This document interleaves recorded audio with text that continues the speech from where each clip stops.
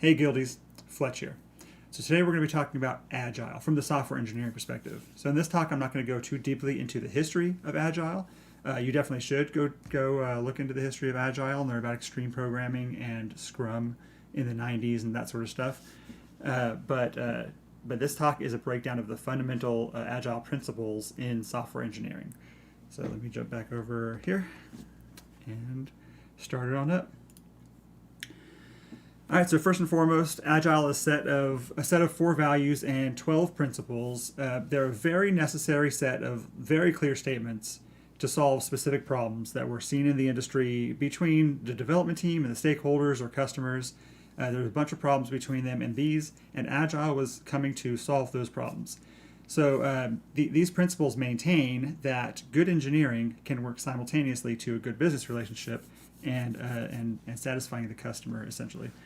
So in short, Agile is a set of principles, and together we can follow those principles and be Agile. We can't do Agile because Agile is not processes or prescribed technologies, but we can be Agile. So these are the 17 people who were at this meeting in February 2001 at The Lodge at Snowbird Ski Resort. And they're the ones who came up with the Agile Manifesto. These are the giants upon which the shoulders that we stand. And so if you don't know at least half of these names, then you should be looking at the books and the all the articles and the blogs and the things these people have worked on.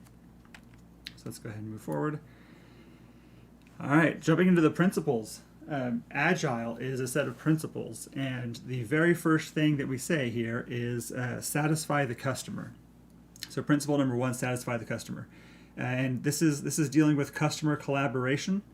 And the two groups that are interested in this, not groups of people, just grouping of grouping, is the vision group and the teamwork group. And I'm going to jump into what those groupings are later on.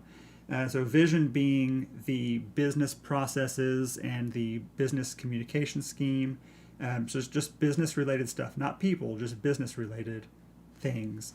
Teamwork is people. Teamwork is the people who are the product people, the QA people, the developers, the 3 amigos as we call them. That's the teamwork. So there's the teamwork involved in this and the business processes and business communication schemes involved in this. So satisfy the customer. Our highest priority is to satisfy the customer by following these Agile principles. So the following Agile principles that we're going to go over, the whole goal is by following them, we are going to bring satisfaction to the customer. So the customer frequently means end users, but it could also mean direct clients of like software as a service. So you have clients using your software as a service, or it could mean the internal business for like an intranet website. You have an intranet website or intranet or internal applications, and so your customers are the business users who do that. So there's a couple different meanings of customers, but when we build software and we're getting paid for it, I mean, we can all build software on the side for ourselves, in which case we're the customer, I guess. But when we're building software, we're getting paid for it. We're not just doing it, as a pastime or to have fun. We're doing it for the goal of, some customer needs this or they want this, and they're going to be using the software. So we need to have that forefront inside of our mind. But also, other than the case for like outsourcing, like if somebody outsources and then you develop software and you package it up and you give it to them as like a product. Other than in that case, customers request software updates or software additions. They satisfy the customer means that we're considering a great many things, not just the one customer, but all of the customers and all kinds of things and prioritization. And so we want to satisfy the customer, but that's not the absolute highest thing. So in terms of software engineering, there's like an ebb and flow of functionality. So between functionality, readability, maintainability, testability, all those things, functionality is the thing the customer cares about. They want to make sure that the functionality is there, and possibly even performance. So those things get prioritized higher sometimes. Whenever we're trying to satisfy the customer, that we're prioritizing functionality and possibly performance above testability of the code, readability of the code, and things like that. And there's an ebb and flow, so it's not always the case. Sometimes we want to say, let's focus in on these other values of software engineering. But we want to keep in our minds that the whole reason we're making software is so that people can use the software. There's a customer somewhere, and that's the first thing we want to keep in our minds. So it's a little bit weird that number 2 is agility. The second principle of Agile is agility. The only reason it's number 2 is because we want to keep in our minds, number 1, that we're building software for people, that there's customers at the other end. So agility, these are for responding to change and for building working software. And the groups, these are the 3 groups. So this one covers all 3 groups. Vision, which is like the business processes. Engineering, which is the principles and values of software. Not the engineering team. This is not people. This is engineering principles. These are vision. These are business practices and processes, compliance and stuff like that. Engineering is the engineering process, the engineering principles and stuff like that. And then teamwork is the people, which is the product people, the quality testing people, and the developers. So teamwork is people, engineering is principles, vision is business processes. So principle number 2 of Agile is welcome changing requirements, even late in development. So overall, agility means the ability to change directions quickly. The other principles that are in this talk, they support this by giving us the principal tools that allow us to quickly find places where we have to change. So we have to change in a lot of places very frequently, and all of these principles that we're talking about in these slides help us find those places that we can change so that we can change quickly.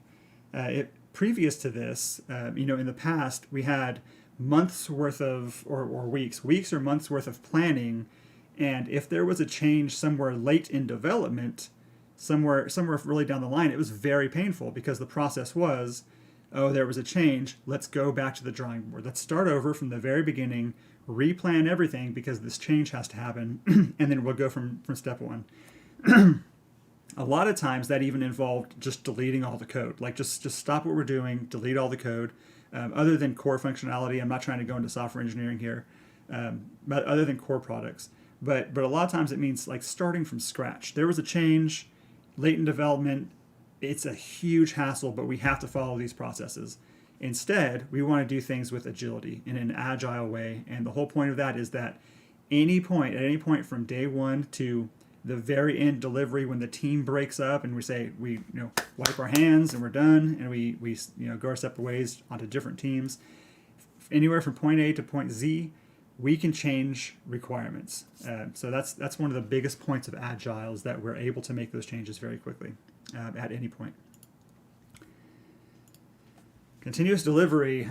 So principle number 3, continuous delivery, and this groups up with working software and with responding to change. And this is purely an engineering principle, which is still just as important. Just because it doesn't have certain other groups on here doesn't mean it's not important. Engineering principles, you'll find that this whole talk about Agile is about software development. So engineering principles are very important. So this principle says deliver working software continuously. The original text said deliver working software for anywhere from a couple weeks to every couple months. But then again, these Agile principles were written in 2001, and back then delivering up every couple weeks was amazing. Today, if Netflix isn't delivering 10 times or 100 times a day, if there's not a delivery going on 100 times a day, then there's something wrong. Same thing with Microsoft.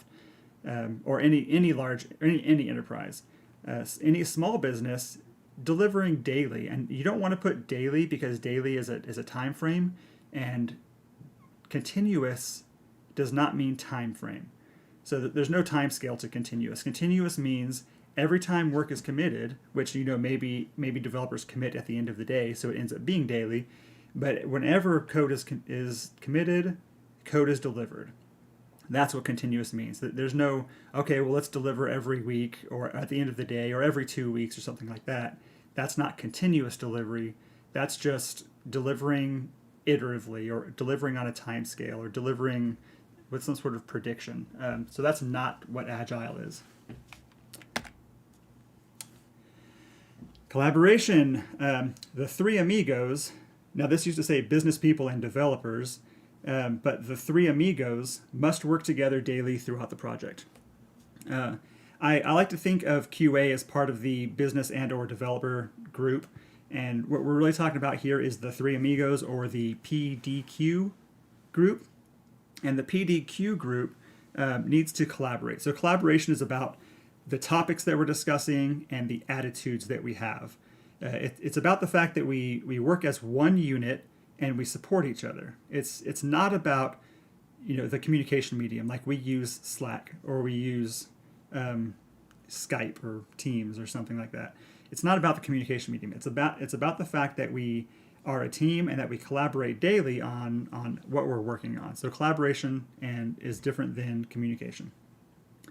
QA testing should drive development. Collaboration is a lot about talking about the work that's being done, not about how we talk about it, but about that we talk about it. Autonomy. Okay, so autonomy, individuals, interactions, and working software. I did not say that in here. Individuals and interactions for collaboration, and this is all about teamwork. The team collaborates.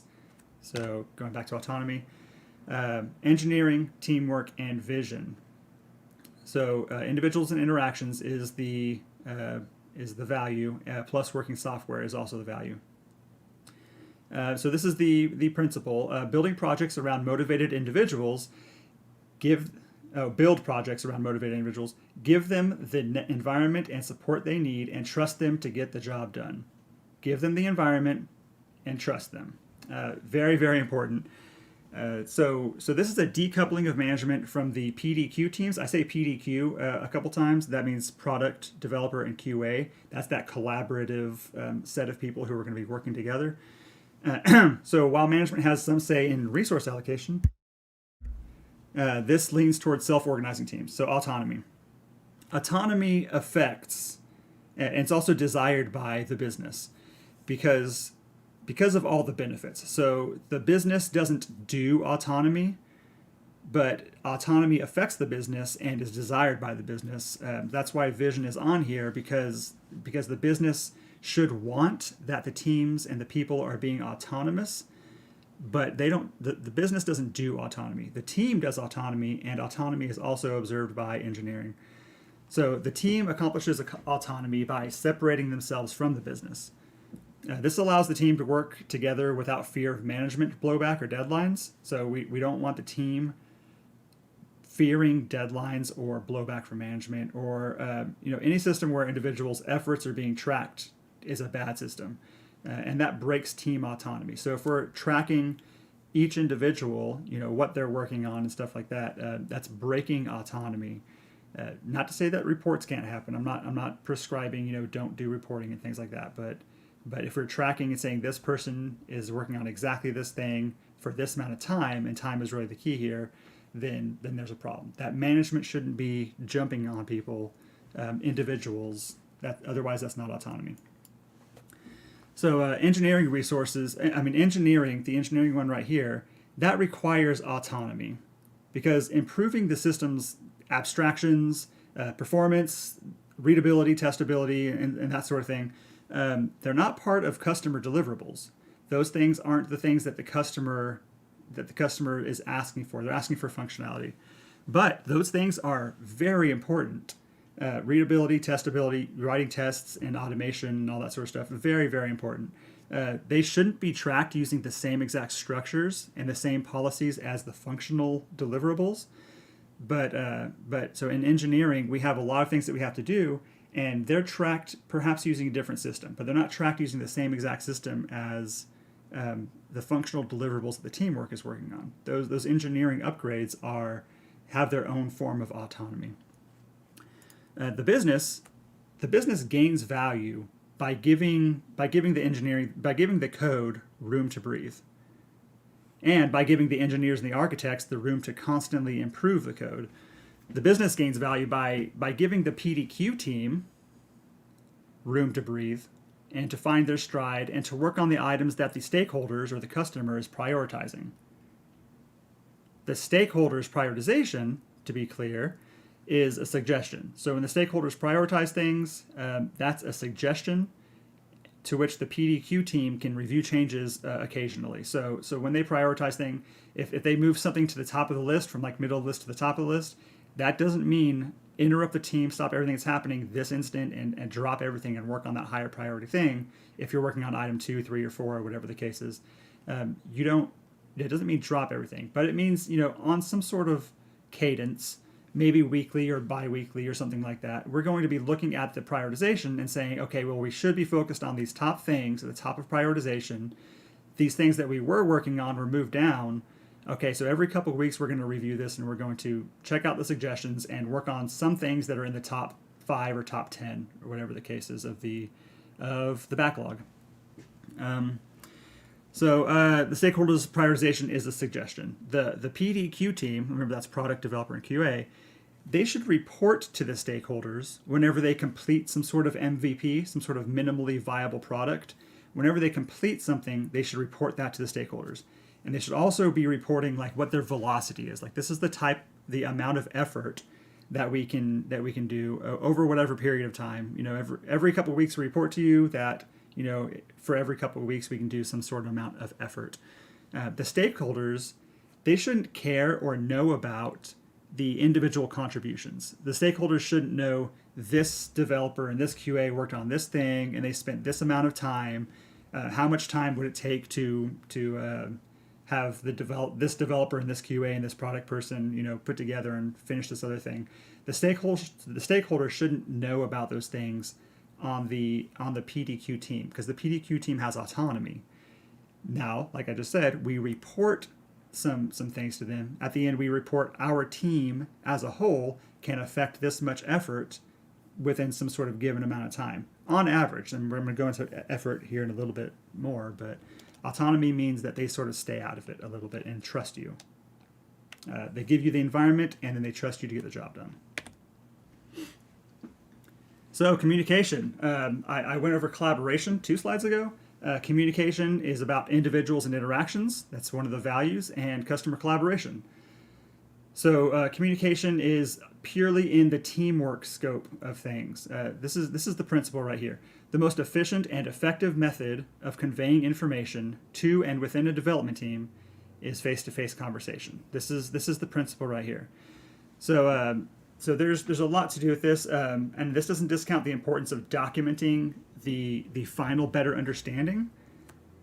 Just because we value face-to-face communication doesn't mean that we don't do documentation. It's just there's a lot of nonverbal communication in face-to-face communication. The tone of your voice, and the smile or frown on your face. There's a lot of stuff that happens, and it allows quick exchange of questions and answers.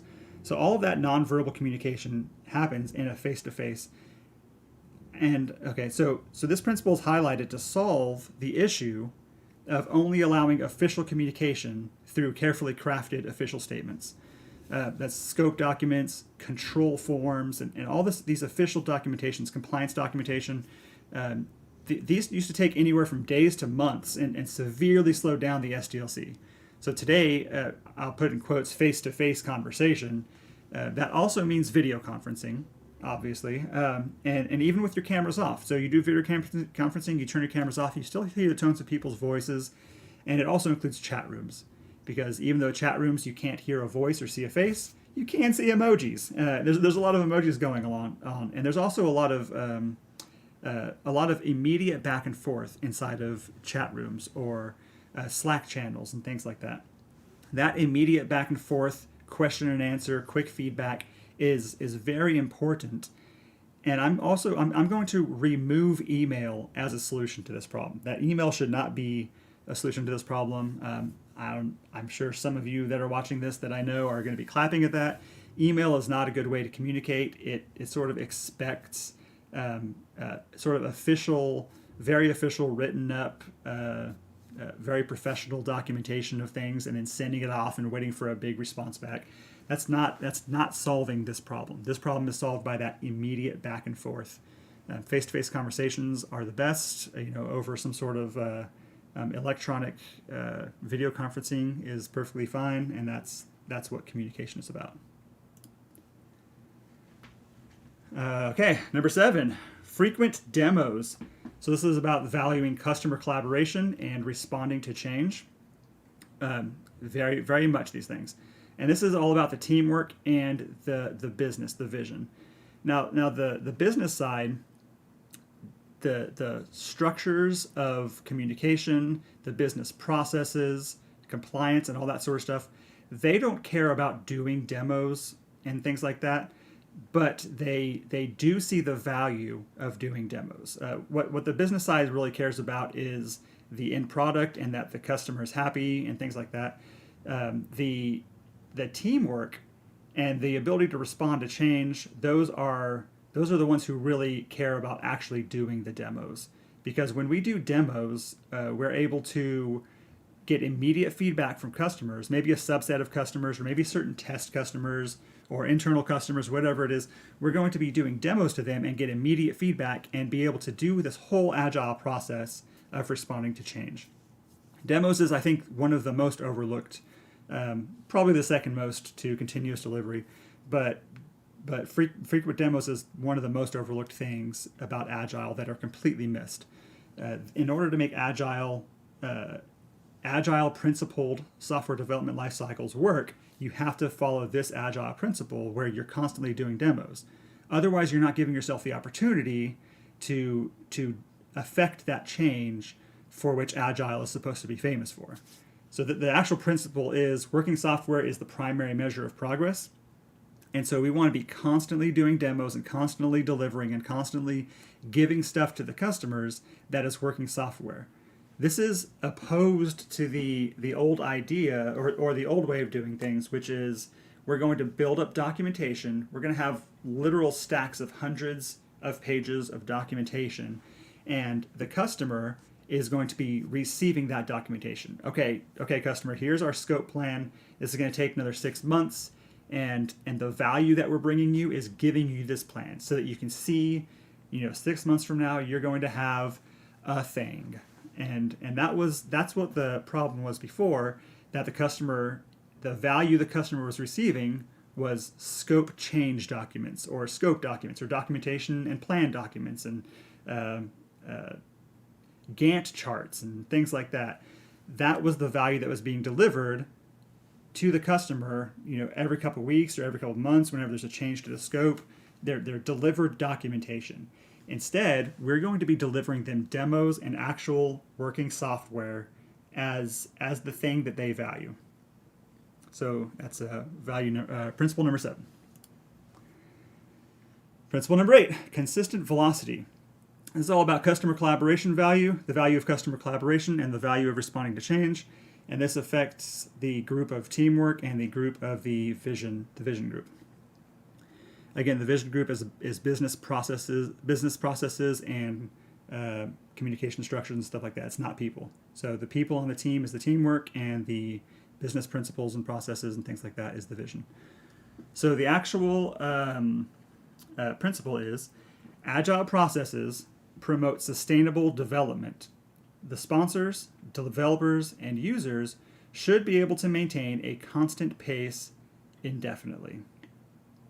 There's a couple interesting things here. I'll first hit on the point indefinitely, such that a team who is performing Agile principled software development lifecycle doesn't live indefinitely, but during the lifetime of a team, however indefinite that is, that should definitely be consistent. So an Agile team should be able to spin up and spin down and come together and forming, storming, norming, performing, adjourning. I might have gotten those in the wrong order. A team should be able to come together and also break apart, but during the lifetime of that team, they should be able to maintain a constant pace. So if agility is being achieved, I like to use 3x, just whatever the 3 time frames are. So if we're saying every week we're reporting the velocity of the team, then that means we need to look back at the previous 3 weeks and average them to show what our velocity is. We don't want to be looking back, what were we doing back in 2020 and use that to somehow calculate what our velocity is. But our velocity should be pretty predictable based on the previous 3 time frames. So if our time boxes for reporting this is every 2 weeks, That means we're going to look back 6 weeks in order to average out what our velocity is for the upcoming single time frame. So for the upcoming 2 weeks, we need to do a 6-week look back and average that out. And this is a WAG. This is a really big WAG because as a result of autonomy, teams are able to find a consistent velocity because of some sort of particular set of equations, like this 3x, for example. So most of the inputs into the equation are human-based, and they can't be easily determined by a computer. So, for example, we have Fred and Janet. They're both out for spring break, and our product owner is taking next week to go to some sort of company retreat. So we got 2 people out. We got one at a company retreat. They'll probably be half available. And also, by the way, last week we had some sort of serious issue with our pipelines. So our velocity was sort of low on average in working with team stuff because we had a lot of people pulled from teamwork. But the week before that, things were not only fairly normal, but the week before that, we came off like a really good break and we nailed it. So there's a lot of human factors into knowing what our velocity for the next 2 weeks or 6 weeks or whatever is going to be. In order to know that, there's so many human factors. But to get the WAG, some sort of like just a guess, to start from that baseline guess, we can determine our velocity by doing something like that. So consistent velocity, maybe consistent isn't the right word per se. Constant pace, it's not exactly consistent, but it's fairly consistent. At least the foundational equation is fairly consistent. And then on top of that, we need to make sure we're building on those human factors. Who's out, someone is sick, or somebody is they just came back from a vacation. They're going to be nailing it this next couple of weeks, or whatever that case is. Some stuff that the computer can't necessarily determine. All right, principle number 9, Conway's law. So this is all about working software, the value of working software, and this Conway's law affects engineering and vision. And so this is the actual principle. Continuous attention to technical excellence and good design enhances agility. So Conway's law is our communication structures reflect our system design. So our project management processes affect our software engineering, for example. Now, neither the engineering nor the vision group, they don't do Conway's law. Nobody does Conway's law. But both of those groups are affected by Conway's law. So this is why it's very important for the business to set up agile structures to follow agile, to observe agile principles that value minimally viable products and demos and continuous delivery. And then the business steps out and they allow the engineering to work autonomously. So the reason that why they have to do that is because of Conway's law. If the business is getting too involved, they're not observing autonomousness, or they're not observing these principles of agile, then the structures that the business is putting in place are going to affect the way that the code is designed and delivered. So in software engineering, we have to have continuous attention to technical excellence and good design, and that enhances our agility. Number 10, minimally viable products. So this is with the value responding to change, and also this is affecting engineering and teamwork. So this is the principle, simplicity, which is the art of maximizing the amount of work not done, is essential. So this almost certainly means we do more work to accomplish less. So for example, instead of doing 100% of the project, we organize our efforts to do 5% at a time, and that might end up taking an equivalent 7% of effort in order to accomplish that 5% at a time. So in order to make that a reality, we'd rather ignore 95% and pay that trade-off of adding 2%. So in the end, we're going to do 20 iterations of 5% at a time. But that's going to include 2% of additional work. So that's going to be an extra 40%. So instead of trying to do 100% of the project, we're going to expend 140% of effort in order to accomplish 100% of the project. So there is a cost to doing minimally viable products. The stakeholders don't care about minimally viable products. More likely, they hurl ginormous requirements, compliance, feature updates, and stuff like that over the wall at the product team. So the PDQ, which is the three amigos, the product owner, the devs, and the QA, they only work through MVPs, minimally viable products.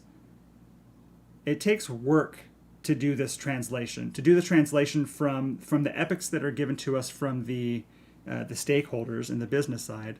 It takes work to break those down into MVP, and then once the MVPs are completed, to report them, to demo them, and to report that completion, so that we can have that change cycle. The change cycle where we're doing the demos, we're getting change feedback. We're doing the demos, we're getting change feedback, and we're eventually delivering sort of an epic-sized project, but having been delivering it continuously with these MVPs, these broken down, minimally viable products.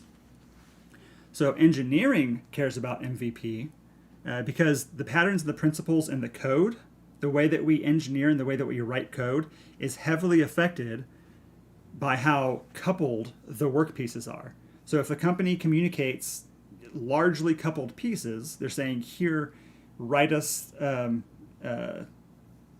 shopping cart. Here, write us a shopping cart. Or build us a shopping website or something like that. It's a huge coupled mess of stuff. If that's how they do it, then you'll have largely coupled systems. You'll write a monolith that's called shoppingcart.com, and all the code will be there. So what we value is high cohesion and loose coupling in the code. And so as we're doing high cohesion and loose coupling, and we're observing things like bounded context and writing microservices, or at least separating out our systems into finding the seams and separating them out, we can't do that unless the communication structures of the business also match that. And so in order for the communication structures of the business to match that, they have to be communicating MVP, which is minimally viable products. If the communication structures don't match that, then the code can't match that. All right, it's Monday. So principle number 11, self-organizing teams.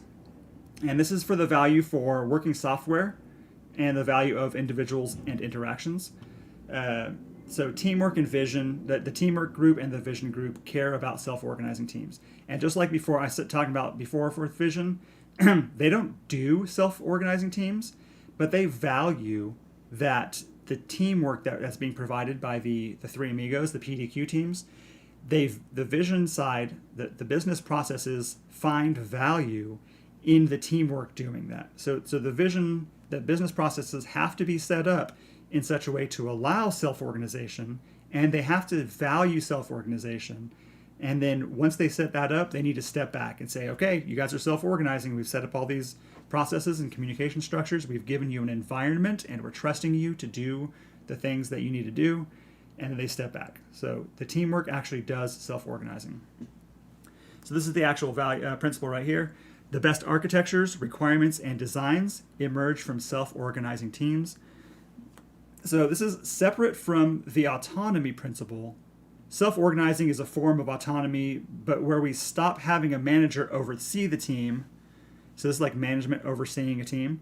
We stop doing this, and we instead have the team build itself and contain a team leader who's part of the team, but it's non-management. This is not a manager. I mean, they're both yellow here, but this is not a manager here. This is just the team leader.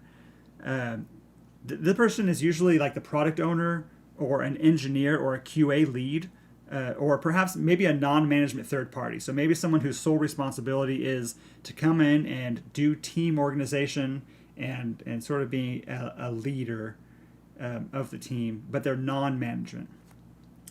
So this allows teams to form around each problem or each context or each feature that comes through. They form naturally based on who knows the most about the domain and who's available to work on the things and the importance of the work coming through, like the prioritization of the work coming through. Or maybe these teams don't form. Maybe a team doesn't form for a problem. So that shows a gap in staffing. Maybe there's not appropriate staffing. It's always good to point out where those gaps are and sort of explicitly find where those gaps are.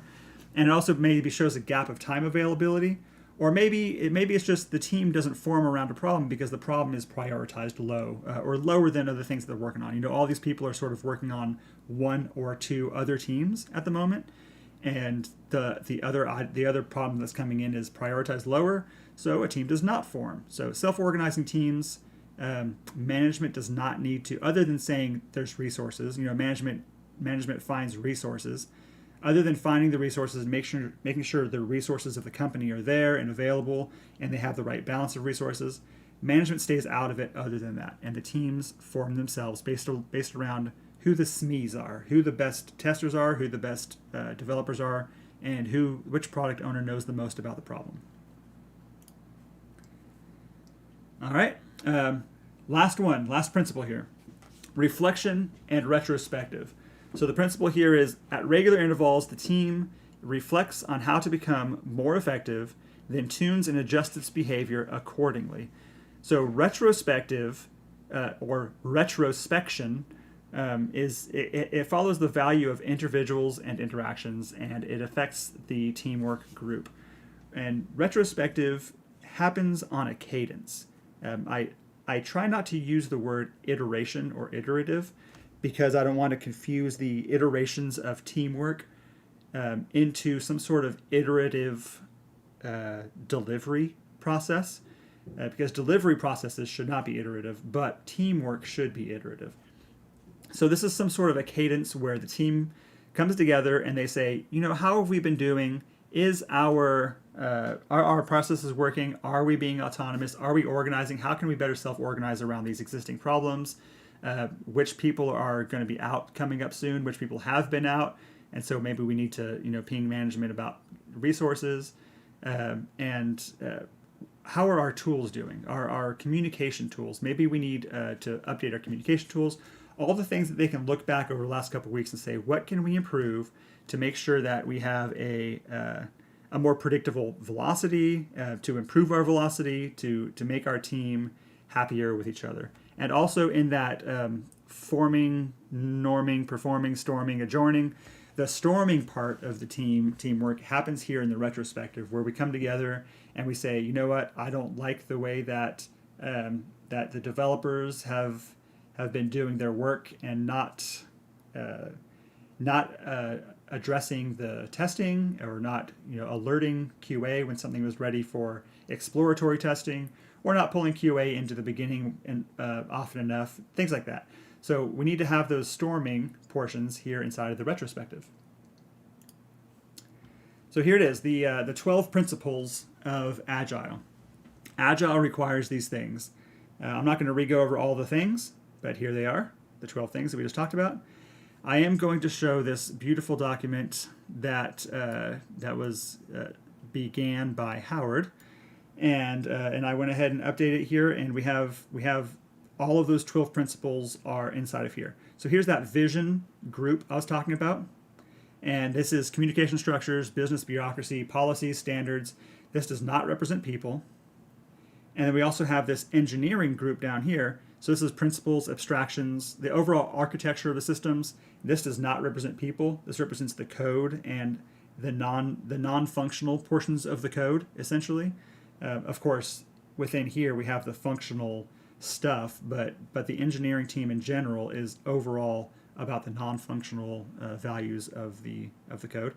And then we have the teamwork, the three amigos, or the PDQ, the product QA, product developers and QA.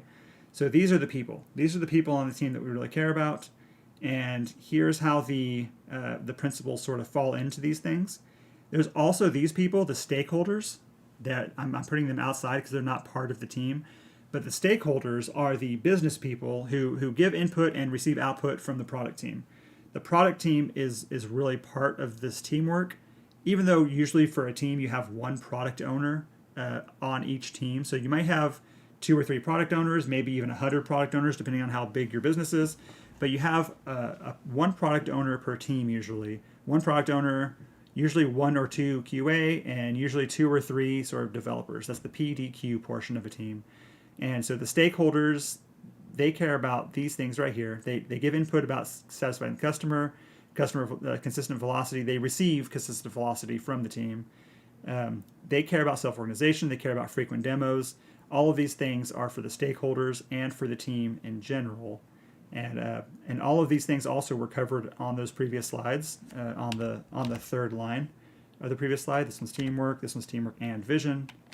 So self-organizing teams, teamwork and vision, self-organizing right here.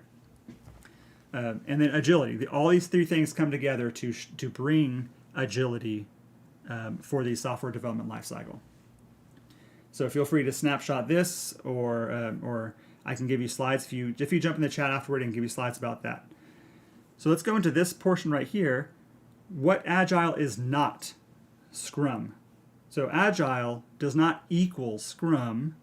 Scrum is an iterative software development methodology. That's cool. Agile is not a process or a methodology. It's a set of principles. So Agile is not Scrum, but Scrum might be Agile. So depending on how you're doing Scrum, you might be doing it in an Agile fashion. I think the biggest takeaway that your Scrum might not be Agile is if your iterations are related to delivery of your code. So if your delivery of your code and your iterations are tightly coupled, you might not be doing an Agile principled Scrum. So let's go into that. Agile is not iterative software delivery. So as seen in the principles, we want to deliver continuously, not iteratively. Not to say that iterative development and iterative teamwork is not a thing. Of course, iterative is a good thing. But as talking about software delivery, so we want to continuously deliver software and as frequently as possible release software. So continuous does not mean iterative. Continuous means literally when it's committed, it is delivered. That is continuous. So some Agile methodologies allow for iterative retrospectives, and that's great. So iterative teamwork things, retrospectives, and things like that they're great. So this may work, but due to Conway's law, again, if you're doing iterative things as a team, Conway's law says you're doing iterative things as your communication structure.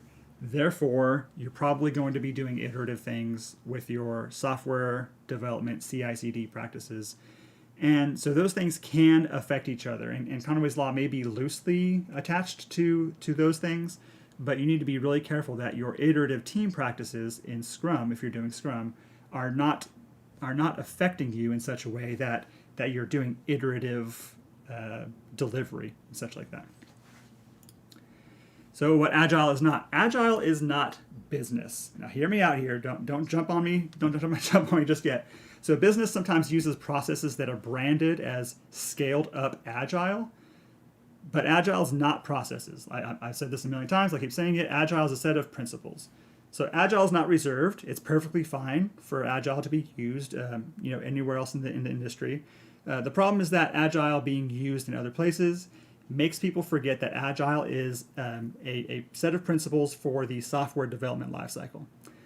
So Agile business processes may or may not hook into that. So if you're saying our business people are doing Agile, then that's great as long as what you're trying to say is that your software development engineering team, your PDQ, your three amigos, your product, your stakeholders, they're doing Agile, and our business needs a way, because of Conway's law, our business needs a way to organize ourselves and communicate with that side of the business and the stakeholders and communicate with the product team. We need a way to hook into that Agile stuff.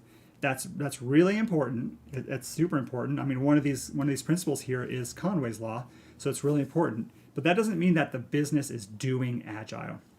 So it's not the case that simply because a business methodology uses the term Agile, that it means that it's related or relatable or even hookable into Agile principled SDLC. So you want to be careful when you say the business is doing Agile. But then I'm going to go to this slide right here. I wanted you to hold off before you jump on me. So what is an Agile coach for businesses, which is a very important role? So Conway's law requires that the business's communication structures change in order for our software to change. So like I just said, the business does need communication structures that can match up with their software development agile principled software development lifecycle. We can call it whatever we want. We can call that Agile. We can call the business side Agile. We can call it Agile business processes. But it's not a set of business processes that follow Agile principles, because they don't. The business processes don't follow Agile principles. The business doesn't do retrospective. Actually, the business people aren't even invited to the PDQ team retrospective. They're not only are they not invited, they're anti-invited. They're not allowed to come to the retrospective. The business doesn't care about MVP or demos. They want finished products. They value that the business knows the value of MVPs and demos. They know the value of self-organization, autonomy, collaboration, and communication amongst the PDQ team. And it's the business's job to provide the environments and the tools and then trust that they're going to do those things. So the business values that there is a team that is doing those things. And so those tools, another point, those tools are separate from the tools the business uses. So the business uses a whole bunch of tools for reports, for sales, for compliance, documentation, and all that sort of stuff. And for even their communication structures, they use a lot of tools for those. And those may or may not, usually not, those may or may not be used for the PDQ team. The PDQ team uses a whole different set of tools, and they have so many different requirements for their own reports, the way they report things up to the stakeholders. They don't do reports for sales and compliance and stuff like that, but they have the reports for how they organize their work and how they separate their deployments from their releases and how they do their CI/CD and how they communicate all that sort of stuff. How they communicate the stories of the work that they're trying to perform. So the business cares most about customer satisfaction, consistent velocity, and the business must observe Conway's law, because Conway's law isn't something you do, it's just a law, it just exists. And so the business cares about those things, and they value that there's a team that also does the PDQ, the software engineering, testing, all that sort of stuff. So it does mean that an Agile coach who understands these principles that I've talked about inside this talk, that they need to help the business set up the communication structures as well as step out of them. Very important. So set up those communication structures, set up all the tools, give them to the PDQ team, and then step back. So step back out of them and trust them to do their job. And of course, hook into them, because the ability to hook into an agile principled SDLC and hook into that team is really important. And that's called what I'm going to call being agile compliant. So I'm only putting this out there because I've been across over the last, I'd say, year, I've heard a couple different times somebody saying we're doing agile, and then I go to see what they're talking about, and they have all these really cool reporting tools, all these really cool business level tools that aren't really related to software development. They're business related tools, and they're trying to hook into software development. But then you go look at their software development, and it is absolutely not agile. So how are you saying you're doing agile, hooking into an agile team if your agile team is not agile? Very important.